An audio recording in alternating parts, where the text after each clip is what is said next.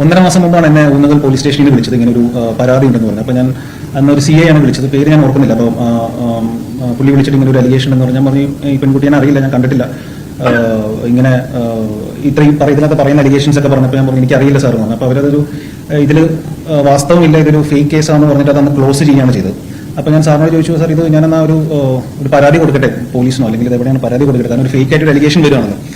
അപ്പോൾ പറഞ്ഞു അങ്ങനെ ചെയ്യേണ്ട ആവശ്യമില്ല, ഇത് ചിലപ്പോൾ അവർക്ക് ചിലപ്പോൾ ഫേമസ് ആവാൻ ഇതിനൊക്കെ വേണ്ടി ചെയ്യുന്നതായിരിക്കും, അപ്പോൾ അതിന് വെറുതെ അതിന് നിന്ന് കൊടുക്കേണ്ട കാര്യമില്ല, ഇതിങ്ങനെ ഒരുപാട് കേസുകൾ വരുന്നതാണ്, അപ്പോൾ അതിൻ്റെതായിട്ടുള്ള ഒരു രീതിയിൽ അങ്ങനെ വിട്ടാൽ മതി എന്ന്. പക്ഷേ ഞാനപ്പം അന്ന് നിയമോപദേശം തേടിയ വക്കീലിനോട് ചോദിച്ചപ്പോൾ വക്കീലും സെയിം അഭിപ്രായം തന്നെ പറഞ്ഞു, ഇതിങ്ങനെ വിട്ടേക്കും, അതിന് വലിയ പ്രസക്തി കൊടുക്കേണ്ട കാര്യമില്ല.